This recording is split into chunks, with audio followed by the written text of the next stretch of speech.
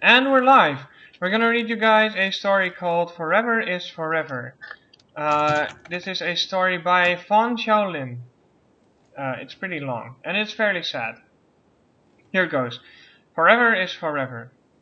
It was the first time in 100 years that the Summer Sun celebration had taken place at Canterlot. The entire castle town was alive with activity. Ponies were taking to the streets in droves, helping in the official teams put out decorations. Streamers were hanging from every tower, and the palace itself had been colored in rainbow paint. The Rainbow Castle was the first thing the visitors coming off the Zeppelin saw, and many of them stood on the platform gaping at it in childish glee. It wasn't every day that this many ponies were allowed to come to Canterlot, a literal trip of a lifetime. One of those ponies was a young filly that pushed her way through the crowds. Look at all the balloons, Ma! She shouted, zipping along the platforms and getting under every pony's hooves. Another, an older pony, stumbled out of the Zeppelin after her daughter and managed to corral the little filly before she knocked anyone over.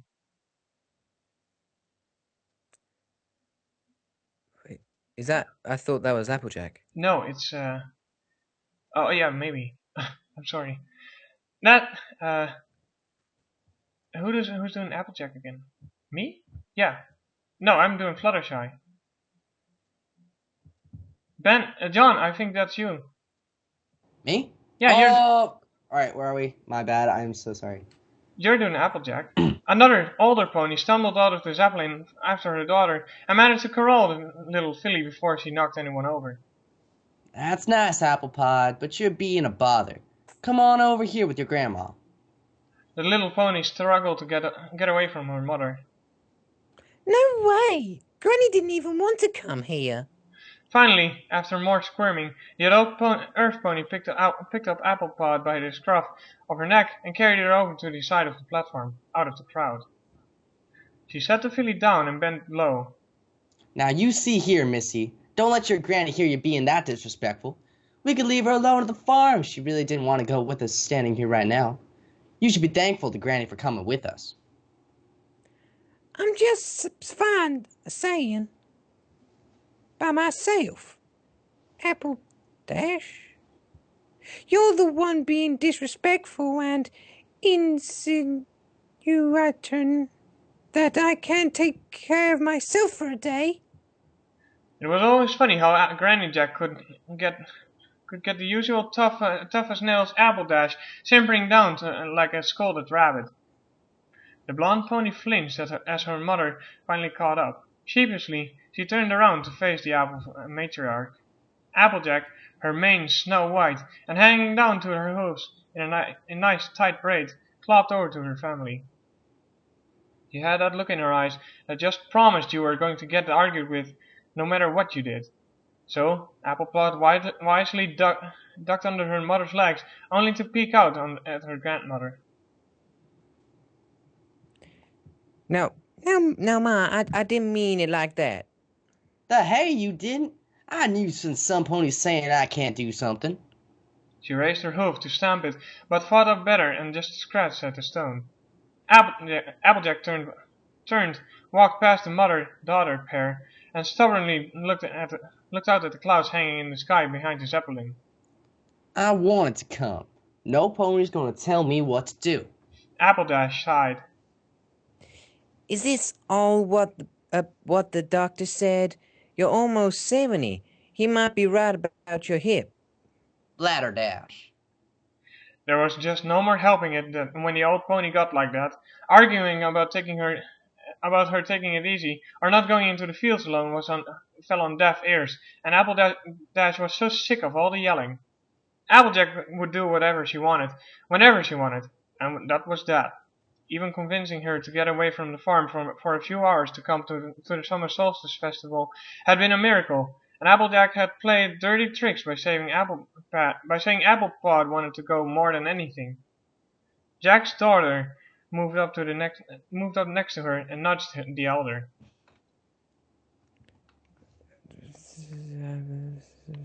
Oh my God, who the hell is saying this? Jack's daughter, so that's Applejack's daughter, so she probably sounds like Applejack is right now. Right. It won't be that bad, will it? The farm can live for a day without anyone looking over it. All your friends are gonna be here, you know. Pinkie Pie, Fluttershy, Rainbow, Rarity, Princess Twilight said that there will even be a special dinner for all of you. A snort. Applejack just shifted around so she could look at the clouds better. Maybe Aunt Dash won't be there. That got Applejack's attention. But not the kind Appledash wanted. The old pony's face twisted into a deep frown, and she opened her mouth to say something, but closed it after nothing came out. She just glared at her daughter for a long beat and stomped past her, thankfully heading towards the castle. Appledash and Applepod both shared a look and fell into step with their prickly leader. Pod ran off from time to time to get closer looks at the decorations or the strange unicorn machines, but her mother would bring her back over before Applejack could stop long enough to get even more annoyed. The castle itself was open with an enormous welcome banner hanging over the lower drawbridge. Even the normally stoic guards were smiling at the visitors, and some were even acting as tour guides. One of the guides was close enough that the pony's opening bit could be overheard. He was explaining about the days Princess Celestia and Luna had officially named their successors and had taken the mantles of queens. Oh, you were in here for the coronation, weren't you? Oh, I bet it was everything all the other ponies say it was. Appledash blathered on, either ignoring or not noticing Applejack's plummeting mood. I wonder if Princess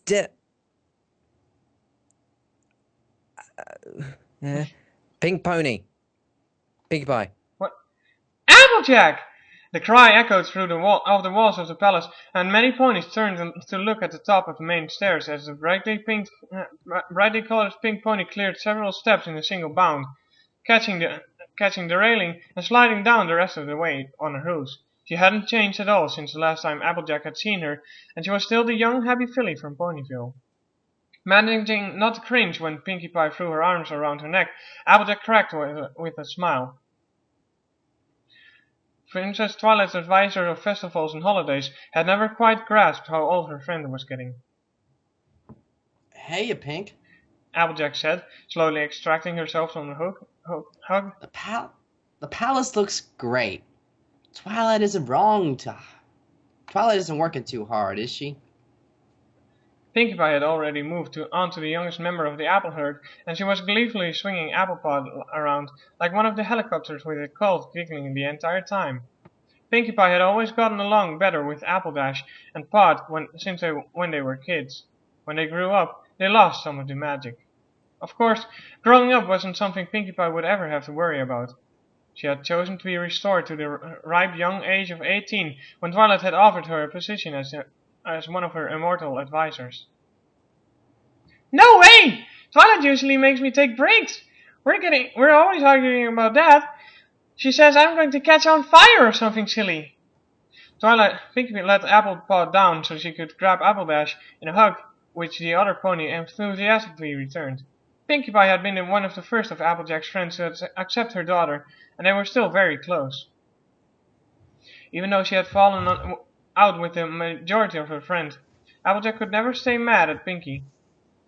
None of this was really her fault anyway. She just took advantage of Twilight's offer like any sane pony would.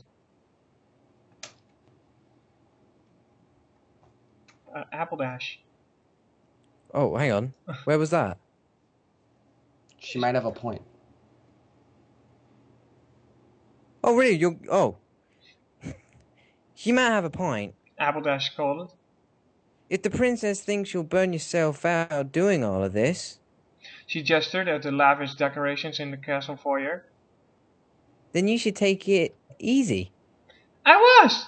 But then we heard that the Applejack family was actually going to come this time. I couldn't not have the biggest party in Celestia's history after that. Applepod helped up and down. You mean this whole thing is for Granny Jack? That's so cool. She looked back at the old mare. Yeah, cool. Applejack's eyes narrowed as Pinkie Pie led them further into the castle, away from any chance of escaping. She was playing it dirty by getting Applepod so excited about it. They eventually made it to the grand ballroom. It wasn't quite finished yet, and there were still decoration materials lying around. However, a unicorn and a Pegasus were putting up banners with the royal seal of the crown of the princesses. Fluttershy, darling, a bit to the left would make it a lot less gaudy, don't you think? Dutifully, the Pegasus flapped her wings a little harder and pulled the banner tighter onto her side. A little more, a little more, a little... Oh my! Is that Applejack? Rarity's magic abruptly stopped holding the banner up, and Fluttershy crashed into a pile of loose fabric. Rarity trotted up to the group. She, like Pinkie Pie, hadn't changed on the outside and still had a magical, beautiful flowing mane and alabaster coat of pure white. Unlike Pinkie Pie, Rarity had taken to wearing her jewel of harmony all the time, and it looked perfectly normal sitting against her chest, glimmering in the low light. She stopped short with a small gasp. Darling, whatever did you do to your skin? It looks like... Like I'm 70? Imagine that. 50 years and that filly hadn't changed a bit. If Applejack hadn't rolled her eyes harder, they'd go wally-eyed and look like dinkies. At least Rarity had the grace to look embarrassed and uncomfortable. Silly me, I keep forgetting that. She turned to Applejack's family and asked, How are things at your delightful little farm, Appledash? While Rarity and Appledash caught up, Applejack shuffled over to one of the dining tables and pulled herself up into a chair to rest. Pinkie and Applepod had snuck off somewhere, probably to cause trouble, but it wasn't Applejack's place to track her old friend down anymore. Appledash would realize her kid had left in a few minutes, or an impending disaster would alert everyone anyway. Heck, all things considered, she was an outsider now. Applejack? The timid call made the elder crane her head over to the side to look off to the table to look at Fluttershy. At her small nod, Fluttershy slowly climbed into a chair across Applejack's. How you doing, Fluttershy? Rarity isn't pushing you around, is she? Fluttershy glanced away and demurely shook her head. Oh no. I volunteered to help when I heard you were going to visit. It has been a long time, and I just... A hoof lightly thumped against the table, making Fluttershy squeak. It hasn't been that long. I don't see why everybody has to make a big deal about it. It's been 38 years, Applejack. 38 years since that night, since the coronation, since the announcement. Yeah, well, we don't have any of them telephones down at the farm, and I can't make trips up here like Appledash can. I'm old, Fluttershy. You don't have to be. This was an argument Applejack just wasn't going to have again. With great effort, she managed to turn her chair away from Fluttershy, trusting that the shy pony was too polite to press the issue. Yeehaw! Riding, cow pony! Every pony shuddered at the shriek and the crashing that came a few halls down. This was most certainly the voice of Applepod, and the Apple family finally realized her daughter was missing. Stop horsing around in the trophy room. Come on, Aunt Dashie, faster! Princess, please stop this. The door burst open, and a second later, a multicolored streak darted down the room, over every pony's head, and stirred the air. A moment after that sparkly cloud wafted through the door and started chasing after the streak, finally catching it as it made a lap around the chandelier. A haggard unicorn staggered through the open door, huffing something horrible. She held the door open with her back leg for the next figure to walk in. Princess Twilight. The young pony's face was long and suffering. This is Twilight, I believe. Okay. Dash, how many... Dash, how many times have I begged you not to fly inside that castle? She was more regal than Applejack remembered from her coronation. A long mane that had started to flow, a bit like Celestia's, whipped out from behind the princess, and her tiara was slightly askew on her head. No doubt no doubt from the undignified run from the other princess. Rainbow Dash, Princess of Equestria. It still made Applejack laugh how she had looked getting her title from Celestia. The only thing she had really changed about the pony was the white horn set on her forehead and the tiara she was forced to wear. She looked like this was going to be the most fun she looked like this was going to be the most fun she had in a while, Applejack noted with a small amount of satisfaction. Oh, but we're having fun. Applepot shouted from Rainbow Dash's back. We weren't causing no trouble until Trixie tattled on us. The Sun Princess floated down to the dining room floor, despite her rider's complaints. Ah, come on, kiddo. We don't want to make Twilight upset right before the banquet. She clasped a hoof behind her head and shook out her rainbow mane. We were getting kind of hardcore Go ahead. core there for a bit, weren't we? Dash asked Twilight as she walked over to them. She lowered her head and let Twilight nuzzle her. Applejack coughed. No, hacked, loudly, making a faint gagging sound. It had Appledash running over to her to see what was the matter. I heard you were going to come, but I never believed you would. Rainbow Dash, ignoring a warning look from Twilight, plodded over to the table and kicking out a chair for herself. Her angry look morphed into a smirk when Applejack glowered at her. Careful, you might give yourself wrinkles on top of the ones you already have. Twilight pushed Rainbow Dash over and sat between her and Applejack. Always so diplomatic, aren't you? She hissed. This time Dash just smiled and rolled her eyes, giving up and allowed the other princess to take control of the conversation. I'm glad you could make it, Applejack. The worst thing was she actually sounded sincere. Applejack looked down at the tablecloth as her old friends found places at that dusty little table, all talking to her and asking how things were going on the farm. Appledash filled most of the questions, since she was the official owner these days, and Applejack found herself just studying the faces of the ponies around her. They really didn't look any different. After the coronation, most of them had moved into the castle with Twilight and Rainbow Dash as their advisors, forever allowed to keep their youth, and like the royal family. Celestia and Luna had chosen Rainbow Dash and Twilight Sparkle respectively to take up their positions as de facto rulers of Equestria, adjusting the cosmos each day for the good of the kingdom. All of them, that is, except for Applejack. She had elected to remain on her little farm in Ponyville, steadfastly to undergo the spell that would keep her youthful. Many hadn't accepted her decision. Rarity had moved her boutique right next to Sweet Apple Acres for months, trying to convince her friend to go to Canterlot with her. The rest would just drop by as often as they could, subtly pushing the issue. It wasn't until Applejack had begun to show that everyone had stopped, realizing that while she could live forever, her children couldn't. Daily visits became weekly visits to see how the expectant mother was, which drifted into monthly letters and then holiday greeting cards. A gentle poke brought the mare back to the present as she looked up at the worried faces of her friends. Ma, do you need some tea to rest?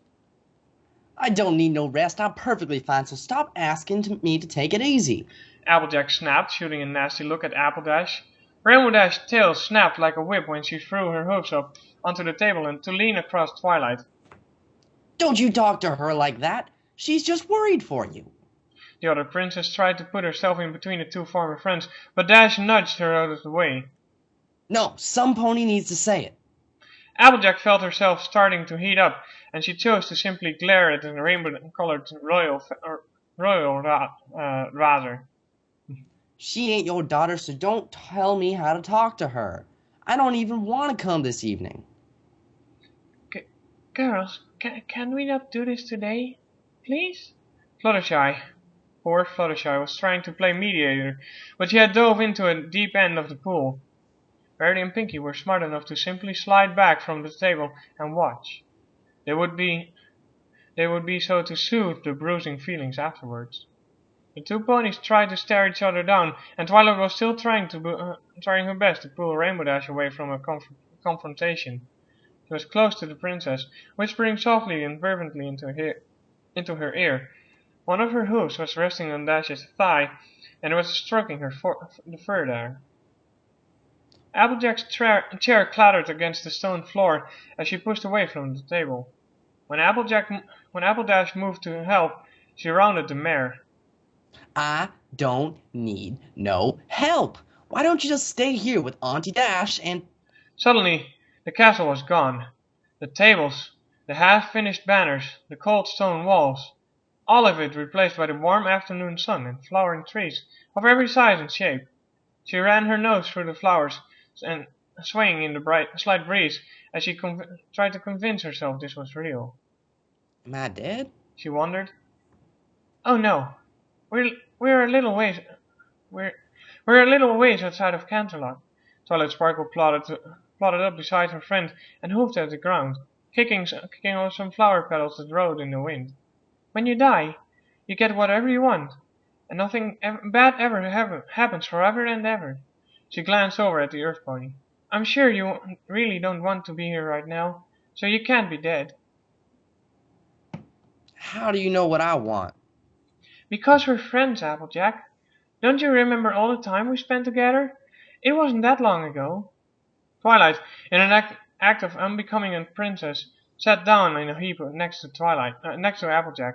Reluctantly, the mare followed suit after a moment.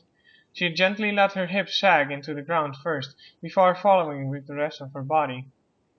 The bones cracked a few times, causing Twilight to wince with each one, but they were soon more or less both comfortable on the ground. There was a long silence before either pony spoke up. Twilight had called her friend, but that was so long ago. Ponies changed as often as the season. How could a friendship last decades without any effort from both sides?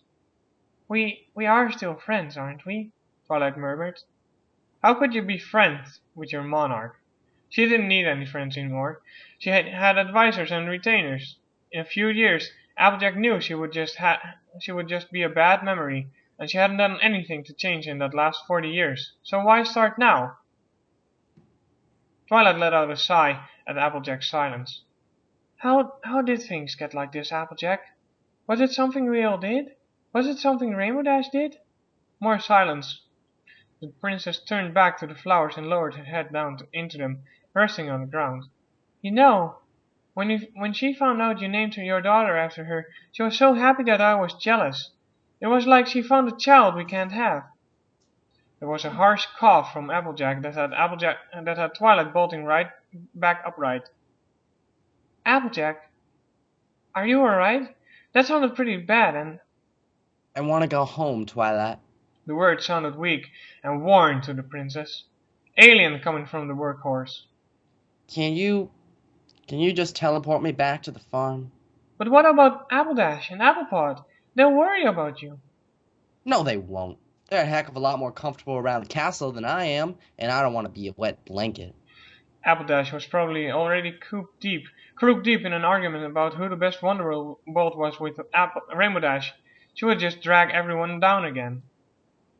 Please, Twilight, I can make it one day by myself. Do you really want an old nag like me around? She could tell that the argument was going to work, so Applejack started laying it on thick. I've had the sniffles the last few days, so I shouldn't be running around anyway. The doctor told me plenty of bed rest, but Appledash won't go without me. I promised I'd go right to sleep when I get home. A pained, almost pleading expression flashed across Twilight's face. Why? Why can't you get along with the others anymore, Applejack? Why don't you just let me cast the stupid spell? Aren't you afraid? Aren't you tired of being so old? Don't you even ever want to ride a rodeo again? Or buck apples? You don't even have to stay at the castle if you don't want to. Twilight, I've been through this about a dozen times already. I don't want no spell. The princess leapt to her feet and stomped around her friend had her took at what? So her friend had to look at her. Yes, you have, but you've never said why. Is it some warped sense of pride? Don't you want my help? I could get Celestia to do it, or Luna. Anyone you want. I'll teach them how to do it. Just please, Applejack. We all just want to know you'll be out there somewhere in 10, 20 years. She almost cracked, looking up at the oh-so-earnest eyes. Applejack was reminded for the first time Twilight had come to Ponyville, how she had worked so hard to improve every pony's lives, how she had brought some loose acquaintances into a real friendship. However, Twilight had been the same the first time she asked Applejack to join her friends into immortality, and something had stopped her from saying yes then. It was the same thing stopping her now. Applejack turned away. I want to go home. Just home. The princess backed away, as if the old mare had struck her. She sensed the finality and glumly nodded. There wasn't another argument she could use at this point. One flash of light later, and the duo were standing in the shade of massive apple trees of Sweet Apple Acres. Everything had a wilder look since Applejack grew too old to look after the farm on a daily basis, but the apples were still red and delicious. Twilight helped Applejack onto her feet and watched the mare plod off towards the barn. She swayed a few times, uncertain whether to follow her or not. Applejack didn't look back as she opened the door, so the princess did nothing but awkwardly stare at her friend. "I'm sorry things turned out like this, Applejack," Twilight called out. Applejack pulled the door closed with her tail. No, you're not.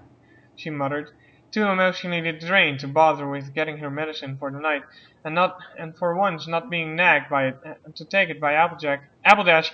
The mare slowly made her way towards the stairs to her bedroom.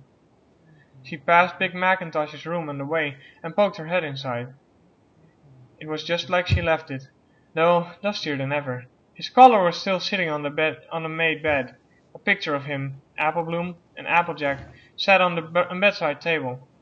It had been taken many years ago, back before the coronation.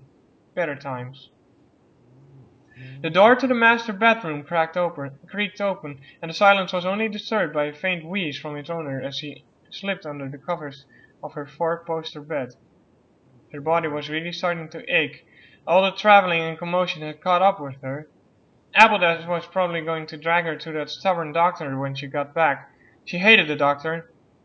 All he ever said was doom and gloom. Hadn't she earned some good luck by now? He was full of hay. Her eyes started to droop, and she rolled up over to her side so she could breathe easier. She never should have went to the stupid castle again. Those ponies just didn't get it. Applejack's eyes fluttered open. Someone was calling her name. She lifted her head off the table and looked around. Pinkie Pie was sitting in the chair next to her. The only reason she could make the pony out in low light was because her mane was so distinctive. "Silly, you fell asleep! If I hadn't been here, you would have missed the entire announcement." What announcement? Several shushes came Applejack's way, all at once, as the crowd of ponies eagerly looked up at the platform at the head of the dining room. Guards flanked on it on either side, and the figures of the Princess Luna and Princess Celestia were standing in the middle. Some pony was making adjustments to the microphone, but it was clear the event was about to start. Groggy as she was, Applejack made sure to listen in real good. The technician said something to Celestia and went off stage. The ruler cleared her throat and then smiled at the way her voice now carried through the large room. "I thank you all for coming tonight," she began. "It has been over 3,000 years since my sister and I took the mantle of the rulership from our predecessors, and tonight marks the official end of our stewardship over the lands of Equestria. It has been a long and fulfilling road for us both, though not without its tribulations." Luna blushed and looked away from the crowd. She had worked hard to make up for her stint as Nightmare Moon, but it was still a sore spot. "But we have both agreed that now is the time to usher in a new age with new rulers. Ponies that can start anew and nurture new generations, leading Equestria into a golden age. It has taken many years, but we have found two ponies that represent the best in all of us. Therefore, I present to you Princesses Twilight Sparkle and Rainbow Dash." Every pony knew this had been coming, but it still seemed so surreal that the immortal monarchs that were Celestia and Luna would step down after so long. Luna had chosen Twilight for her mastery of the academic and magical arts, while Celestia had done her best to foster Rainbow Dash's dedication, pride, and loyalty into a pillar of statesmanship. Watching the rainbow-colored pony step forward in her flowing, gold-embroidered dress, Applejack knew that Celestia had succeeded. Before Celestia's crown even touched her head, Rainbow Dash looked more confident royalty. What had once been an untested pony eager to prove herself had grown into a Pegasus that had all the confidence in spades, who worked tirelessly to improve Equestria. Violet Sparkle accepted Luna's crown with tears pulling at the edges of her eyes. Twilight. Oh, that's me. Thank you, Princess, Twilight whispered. With their crowns set atop their heads, the new monarchs presented themselves to the newly selected subjects who were in attendance, everyone bowing before them. Their close friends, though, all wore proud smiles rather than looks of loyalty. The stuffy spell was broken by Rainbow Dash. She coughed and took the microphone from Princess Celestia. Okay, that's just the formal stuff. Now it's time to party! Woohoo!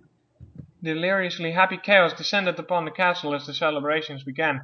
Some ponies left with Celestia, Twilight, and Luna to hear about the trip the former rulers had planned, but most stayed in the main room to revel in the music and dancing. Applejack didn't dance much herself, but Pinkie carried on enough for both of them. Applejack smiled with a pair of legs flopped on her back, and she let her eyes slide closed. So, how was my speech? This is Rainbow. What? Applejack. But Applejack didn't give a speech. No, the next line is Applejack. So, how was my speech? Oh, I think Queen Celestia finally realized you're gonna be you no matter how much fancy jewelry she sticks on your head. Rainbow Dash laughed and pulled Applejack in closer so she could nuzzle her neck. So you're not mad? The new princess asked.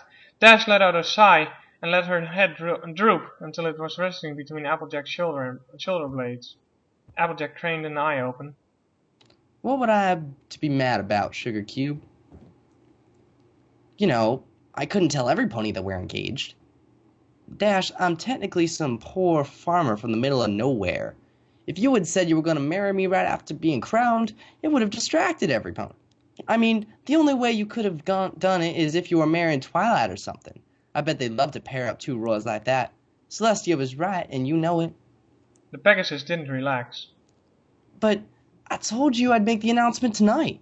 Come on, you've got to be mad at me. I mean, Finally tired of her fiancé's mouth flapping too much, Applejack spun around and captured her lips. In the flashing strobe lights accompanying the music, it was hard for any pony to make out what they were doing. Idiot, Applejack whispered after pulling her back. I don't need you right now when we have forever. The end.